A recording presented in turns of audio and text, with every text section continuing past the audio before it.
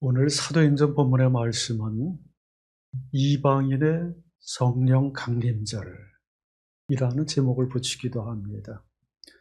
사도행전 첫부분에 나오는 마가의 다락방에서 벌어진 성령 강림 사건은 전부 알고 계실 텐데, 오늘의 말씀은 이방인들에게 성령이 부어지는 이야기를 담고 있습니다. 전혀 얘기하지 못했었던 일인데, 이 사건을 계기로 해서 초대교회에 이방인들이 들어오게 되고, 이방인들에게 문을 열고 이방인의 선교가 본격적으로 시작하게 되었습니다. 만약에 이 사건이 없었더라면 오늘날과 같은 교회가 지구상에 존재하기 어려웠을 겁니다. 여러분, 유대교는 이스라엘 사람들만 믿는 종교죠. 그와 비슷하게 아마도 이 사건이 없었더라면 교회가 유대인들에게만 국한된 유대교의 한 종파로 끝났을 수 있습니다.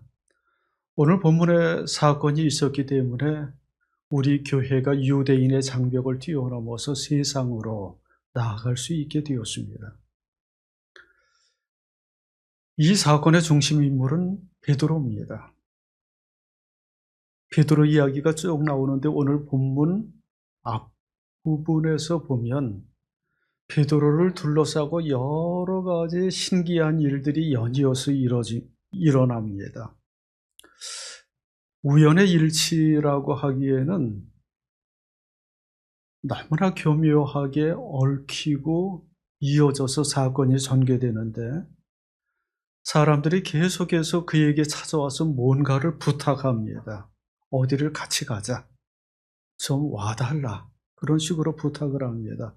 루따라고 하는 곳에서는 베드로가 8년 동안 중풍병을 앓고 누워있는 환자를 고쳐주는 기적을 행했고요. 곧 이어서 누군가 베드로에게 찾아와서 근처에 있는 요빠로 빨리 와달라고 부탁을 합니다. 그래서 달려가 봤더니 정말로 믿음 좋은 여자, 도르가라고 하는 여자가 급한 병에 걸려서 죽었습니다. 사람들이 슬퍼하면서 시신을 씻어서 다락방에 눕혀놓았는데, 베드로가 도착하니까 울고불고 난리가 아닙니다. 그래서 기도를 해서 기적적으로 죽은 사람을 다시금 살립니다. 그리고 나서 시몬이라고 하는 무두장이의 집에 머물게 되는데, 여러분, 무두장이가 뭘 하는 사람입니까? 가죽을 다루는 사람을 무두장이라고 하죠. 그래서 가죽을 다룬다는 것은 동물들의 시체를 다루는 일이기 때문에 불결한 일이고, 그래서 많은 사람들이 천대를 하고 가까이 하지 않는 그런 사람이었습니다. 베드로가 무두장이의 집에 머물게 된 거예요. 그런데 이번에는 또 어떤 사람들이 찾아와서 자기 집으로 와달라고 그렇게 부탁을 하는 겁니다.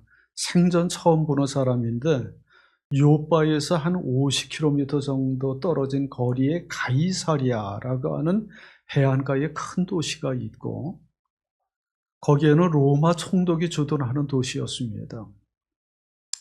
군산에서 한 전주보다도 좀 더 멀리 떨어진 거리인데, 급하게 거기로 좀 와달라 그러면서 자기 주인의 심부름인데, 그 주인이 로마 군대의 백부장이다 라는 얘기를 합니다. 난생 처음 보는 사람이, 그것도 이방 사람이 가깝지도 않은 자기의 집에 와달라고 그렇게 부탁을 하니까 난감했을 겁니다.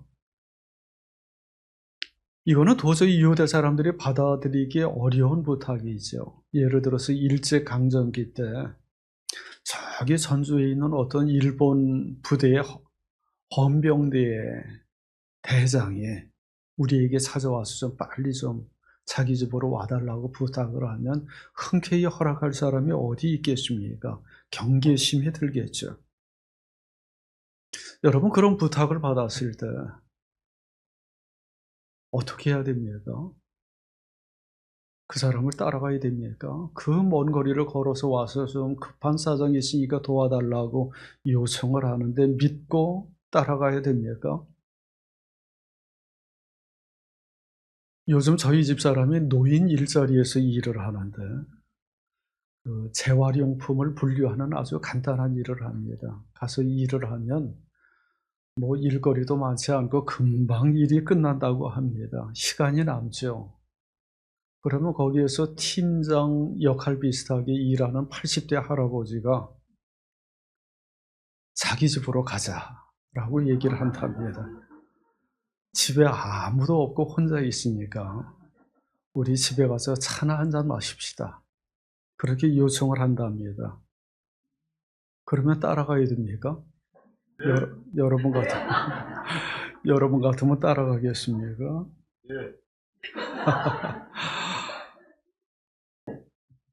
베드로도 그 백부장의 심부름꾼이 도착해서 간절히 같이 가자고 요청을 했지만 수락하기에는 너무나 많은 경계심, 의심이 들었겠죠.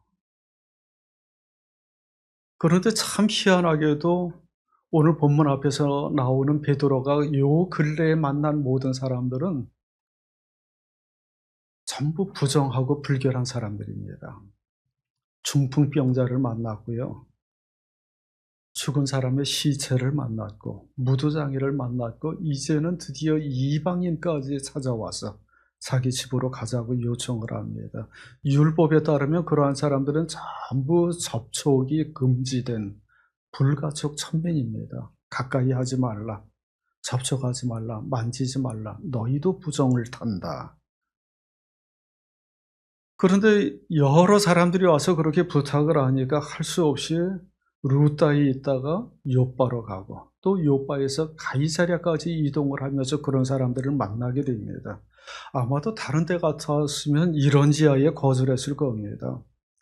당시 율법이나 관습에 따르면 이방인은 부정한 사람 중에 부정한 사람입니다. 엄격하게 만나는 것이 금지되었습니다. 함께 만나서 식사하는 것은 물론이고 대화를 나누어도 안 되고 심지어는 이방인들이 살고 있는 땅에 발을 디뎌도 부정을 샀다고 생각을 합니다. 그렇게 불결하고 부정하게 취급을 했고 탈무드에 의하면 이방인을 하나님의 만드신 목적은 딱 한 가지입니다. 무엇입니까? 지옥의 불쏘시개로 삼기 위해서 저 사람들을 만들었다. 그렇게 생각을 합니다. 그렇게 이방인을 무시하고 개돼지 취급을 하고 차별을 했습니다. 그런데 어찌된 영문인지 베드로가 그 가이사랴에서 찾아온 백부장의 심부름꾼들의 요청을 받아들이고 백부장의 집을 찾아갑니다.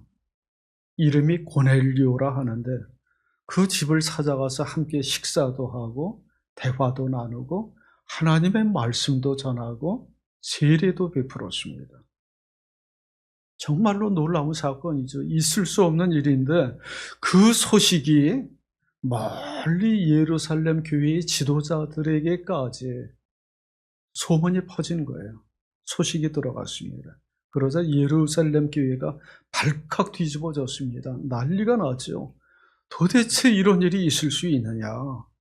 특별히 율법과 할례와 전통을 중시하던 할례파 그리스도인들이 아주 강력하게 문제 제기를 합니다.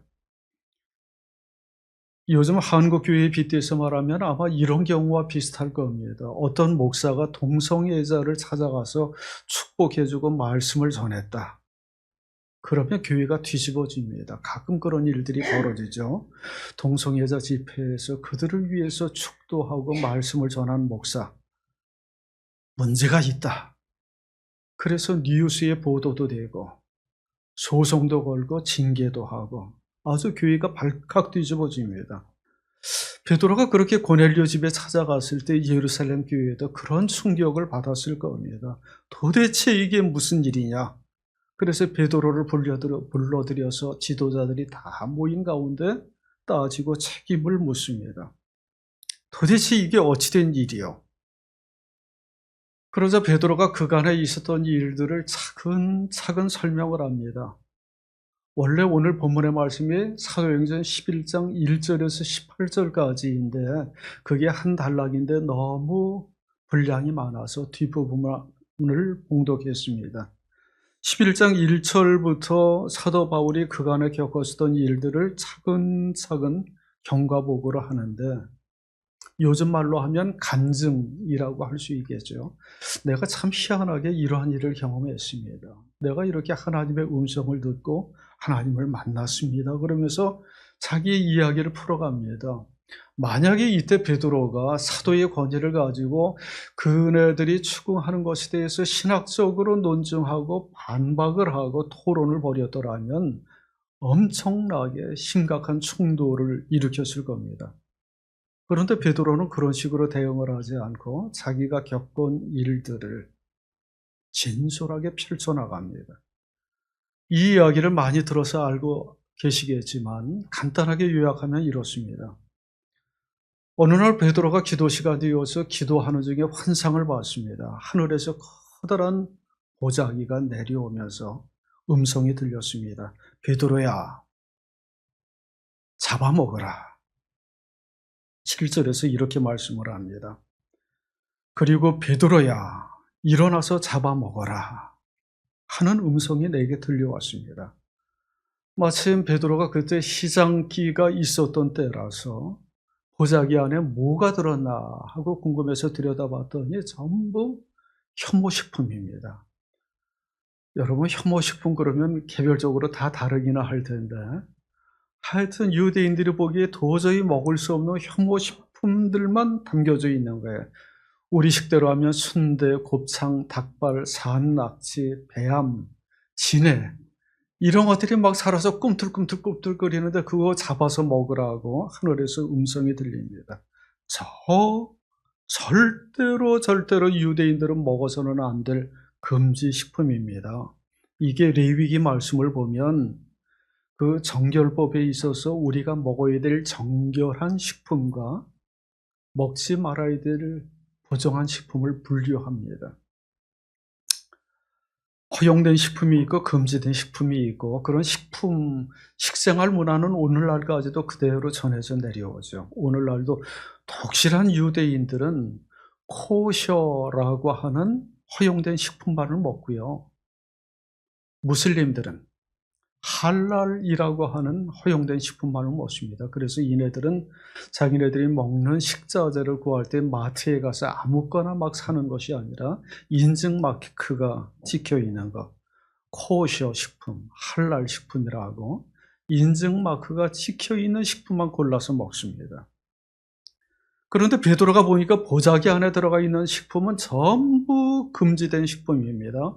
인증된 식품이 없습니다. 그래서 먹지 못하겠다라고 거절을 했습니다. 8절에서 이렇게 말씀을 합니다. 그래서 나는 주님, 절대로 그럴 수 없습니다. 나는 속된 것이나 정결하지 않은 것을 먹은 일이 없습니다 하고 말하였습니다. 그러자 하나님께서 너무 충격적인 말씀을 하시는 거예요. 하나님께서 깨끗하게 하신 것을 네가 속되다고 하지 말라. 네가 함부로 판단하지 말라. 이제까지 베드로가 알고 있었던 모든 내용을 뒤집어 엎는 충격적인 말씀을 하십니다. 도대체 이게 어찌된 일인가? 어리벙벙하고 있는데 사라졌던 보자기가 두 번째 하늘에서 내려오면서 똑같은 음성이 들렸습니다. 베드로야, 잡아먹으라. 베드로가 똑같이 대답합니다. 먹을 수 없습니다. 그것만큼은 할 수 없습니다. 그래서 보자기가 또다시 하늘로 올라가서 사라졌다가 얼마 지나지 않아서 다시금 마치 나르는 양탄자처럼 그에게 내려옵니다. 똑같은 음성이 들립니다. 그런 장면이 세 번씩이나 똑같이 되풀이되어서 도대체 이게 무슨 일이냐, 무슨 뜻이냐 궁금해하고 있는데 누군가 밖에서 대문을 두들깁니다. 나가서 보니까 낯선 사람 세 사람이 서 있습니다. 세 번씩이나 똑같은 장면을 목격했는데 세 사람이 찾아와서 부탁을 하는 거예요. 같이 갑시다. 그때 성령께서 베드로에게 음성 들려주시기를 그를 따라가라 라고 말씀을 합니다. 성령이 내게 의심하지 말고 그들과 함께 가라고 하셨습니다. 그래서 이 6 형제도 나와 함께 가서 우리는 그 사람의 집으로 들어갔습니다. 그래서 50km 떨어진 가이사랴 고넬료라 하는 백부장의 집까지 찾아가게 됩니다. 여기까지 쭉 이루어지는 일들을 보면 이게 단 한 번도 베드로의 뜻대로 베드로의 의지대로 움직인 적이 없습니다. 이건 순종이 성령의 역사. 다른 사람의 부탁을 받거나 요청을 받고 그들에 의해서 성령께서 그의 발걸음을 이끌어 주셔서 로마의 백부장 집까지 찾아가게 했습니다. 그 집에 가서 백부장의 말을 들어보니까 거기에서도 또 희한한 일이 벌어진 게 백부장도 천사를 봤다는 거예요. 환상을 봤다고 얘기합니다. 천사가 나타나서 그에게 이렇게 지시를 했답니다. 요바로 사람을 보내어 베드로라고 하는 시몬을 불러오너라. 그가 네게 너와 네 온 집안이 구원을 받을 말씀을 일러줄 것이다. 이게 참 희한하죠.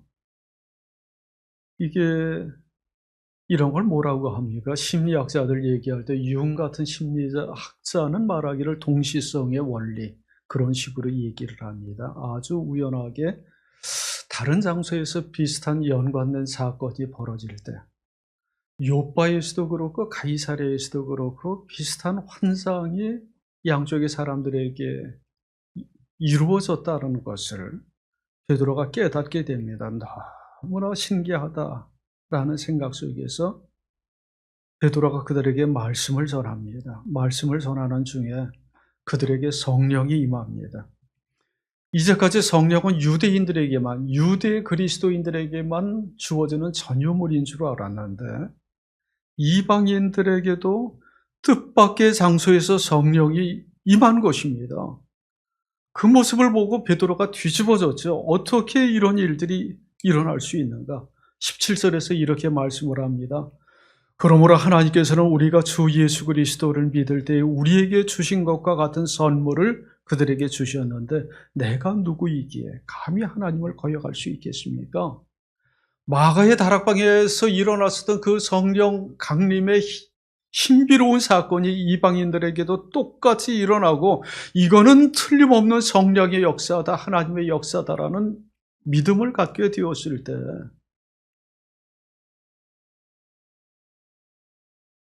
베드로가 그 성령의 역사에 순종하지 않을 수 없었습니다. 그런 식으로 예루살렘 교회 지도자들에게 경과보고를 합니다. 내가 참으로 신기하게 지난 며칠 동안 이런 일들을 경험했습니다. 아주 차분하게 설명을 하니까 얘기를 듣는 사람들이 침묵만 지킵니다. 아무런 반박도 하지 못하고 결국은 하나님께 영광을 돌리고 찬양을 합니다. 이거는 베드로의 뜻이 아니라 하나님의 뜻이다. 하나님께서 그렇게 하셨는데 우리가 그것을 어떻게 반박하고 반대할 수 있겠는가? 18절에서 이렇게 말씀을 합니다. 이 말을 듣고 그들은 잠잠하였다. 그들은 하나님께 영광을 돌리고 이제 하나님께서는 이방 사람들에게도 회개하여 생명에 이르는 길을 열어주셨다 하고 말하였다. 그래서 어마어마한 장벽이 무너지는 경험을 하게 됩니다. 유대인과 이방인 사이에 놓여 있었던 인간의 힘으로는 도저히 넘을 수 없는 그 장벽이 무너지면서 이방인 선교의 길이 열리게 되고 교회의 역사의 전환점을 맞이하게 됩니다. 이게 이제까지 이 모든 일들이 사람이 주도한 일이었다고 하면 도저히 이루어질 수 없는 일입니다. 당시 유대인과 이방인의 장벽은 오늘날 우리가 생각하는 어떤 장벽보다도 높고 인간의 힘으로는 도저히 넘을 수 없는 장벽입니다. 오늘날에도 여러 가지 장벽들이 있죠.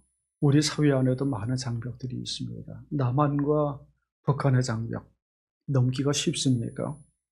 영남과 호남의 장벽, 여당과 야당의 장벽, 노동자와 사용자의 장벽, 정규직과 비정규직의 장벽, 남성과 여성의 장벽, 수많은 장벽들이 있습니다. 국가 간에도 장벽이 있죠.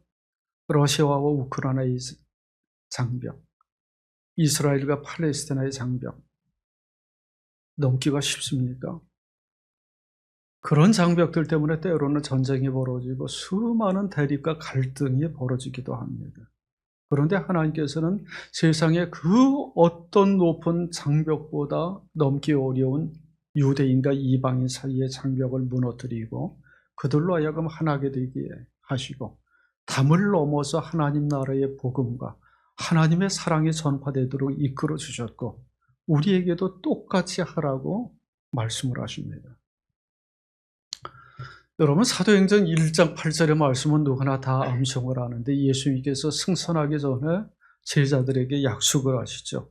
오직 성령이 너희에게 임하시면 너희가 권능을 받고 예루살렘과 온 유대와 사마리아와 땅 끝까지 이르러 내 증인이 될 것이다 라고 약속을 합니다. 모든 지리적 경계를 뛰어넘어서 하나님 나라의 복음이 땅 끝까지 전파될 것인데 그 사이에 존재하는 수많은 장벽들이 있습니다. 지리적 장벽, 언어적 장벽, 문화적 장벽, 종교적 장벽. 그 장벽들을 성령께서 하나씩 무너뜨리면서 땅 끝까지 복음이 흘러가도록 인도해 주실 것이다 라고 약속을 합니다.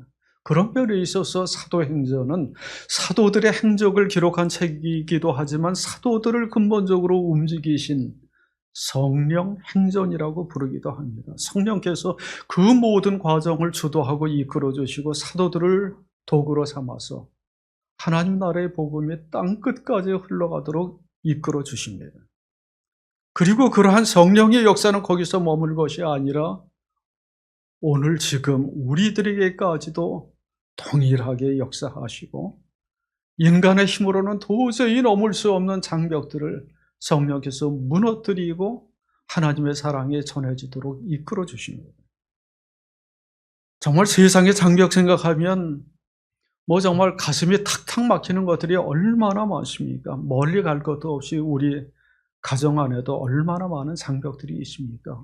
부부 간에도 장벽이 있고 부자 간에도 장벽이 있고 형제 간에도 장벽이 있습니다. 얼마 전에 제가 교회 밴드에 올리기도 했지만 어떤 처녀가 하나님 제발 좋은 남편 좀 만나게 해주세요 라고 기도를 했는데 기도한 끝에 어떤 남자를 만나서 결혼했더니만 신혼 첫날부터 술에 찌들어서 들어오더니 10년 동안을 하루도 거르는 날이 없이 술 먹고 집에 들어온다는 겁니다. 그러던 오늘 밤 현관 앞에 쓰러져 있는 자기 남편을 집안으로 끌어들이고 하나님 앞에 불평을 털어놓기 시작했습니다. 하나님, 이게 뭡니까? 좋은 남자 만나게 해달라고 했더니만 왜 이런 남자를 만나게 했습니까? 남편도 믿고 하나님도 원망스럽습니다. 한참 불평을 털어놓는데 갑자기 범사에 감사하라 라는 하나님의 음성이 들렸다는 것입니다. 너무 어이가 없었지만 그래도 그 와중에 감사할 게 뭐 있나 하고 찾아봤더니 정말로 몇 가지가 있었습니다. 하나님, 그래도 이런 남편이라도 없는 것보다는 있는 게 나을 것 같으니 하나님 감사합니다. 고주망태 되어서도 다른 데로 가지 않고 꼬박꼬박 집으로 찾아오니까 감사합니다. 술은 좋아해도 여자라고는 아내밖에 모르니까 그것도 감사합니다. 그렇게 술을 퍼부어도 병원 한번 가지 않은 것 감사합니다. 토요일에는 술을 더 많이 마셔서 주일날 하루 종일 잠만 자니까 내가 교회 생활하는 것 방해받지 않아서 감사합니다. 감사거리가 참 많더라는 겁니다. 오늘 요한복음 13장 34절에서 예수님께서 이렇게 말씀을 합니다. 같이 읽겠습니다. 새 계명을 너희에게 주노니 서로 사랑하라. 내가 너희를 사랑한 것 같이 너희도 서로 사랑하라. 이 말씀이 우리 귀에 박히도록 들은 말씀이고 서로 사랑하는 게 새로울 것이 없는 말씀이기도 하지만 주님께서는 그것을 새 계명이라고 말씀합니다. 여러분, 어떤 면에서 그게 새 계명입니까? 내가 너희를 사랑한 것처럼 사랑하라는 면에 있어서 새로운 계명입니다. 그러한 계명은 과거에 없었습니다. 세상에 그런 사랑이 없습니다. 주님께서는 자기 제자들을 사랑하시되 자기를 부인하고 배신하고 도망가셨던 제자들을 용서하고 품어주고 끝까지 사랑을 베풀어 주셨고요. 베드로처럼 다른 사람은 몰라도 내가 죽더라도 주님을 버리지 않고 주님을 지켜드리겠다라고 큰 소리를 치고 나서는 보잘것없는 하녀 앞에서도 그런 사람 모른다고 부인했었던 비겁한 제자들도 용서하고 품어주시고 받아주십니다. 주님께서는 죄인과 세리, 창녀, 나병 환자, 귀신 들린 자, 어느 누구도 가까이 하기를 꺼려하고 불결하다, 부정하다, 거리를 두는 모든 사람들을 가까이 하고 부정하다고 접촉이 금지된 불가촉 천민들과 함께 식사를 했습니다. 이게 얼마나 놀라운 일입니까? 요즘 같은 선거 국면이 되면 서로들 힘이 있는 사람을 자기 편으로 끌어당기기에 애쓰고 자기 주변에 내 이렇게 힘 있는 사람이 많다고 내가 이런 사람을 안다고 과시하는 현실 속에서 주님께서는 오히려 죄인과 세리가 내 친구라고 당당하게 말씀을 하십니다. 그렇게 더럽고 못나고 불결하고 부정한 사람들의 친구라고 손가락질을 하면서 예수님을 놀리고 비난을 하더라도 오히려 그것을 명예로 알고 당당하게 그들과 함께 하시고 가까이 하시고 사랑을 베풀어 주셨습니다. 그리고 우리에게 동일하게 요구하시는 것입니다. 내가 너희를 사랑한 것까지 너희도 서로 사랑하라. 선거 전국의 혼란 속에서 서로 편을 가르고 우열을 가르고 배제하고 차별하는 분위기가 많이 만연되어 가고 있습니다. 원칙은 분명합니다. 맺고 끝내기 확실하고 너는 된다, 너는 안 돼, 너는 여기 들어오면 안 돼. 이해관계에 따라서 합종 연행을 합니다. 수많은 장벽들이 있습니다. 세상의 현실이 그렇습니다. 사람들을 차별하고 배제하고 우리와 그들을 나눕니다. 이런 현실 속에서 그 옛날 베드로와 초대교회가 유대인과 이방인 사이에 엄청난 장벽을 뛰어넘고 사랑을 전파한 것처럼 세상의 모든 장벽들을 허물어뜨리고 주님께서 내가 너희를 사랑한 것처럼 너희도 서로 사랑하라고 말씀하신 것처럼 차별 없는 사랑을 베푸는 삶을 살아갈 수 있기를 원합니다. 성령께서 우리에게 그렇게 힘을 주시고 우리의 발걸음을 이끌어 주실 것입니다.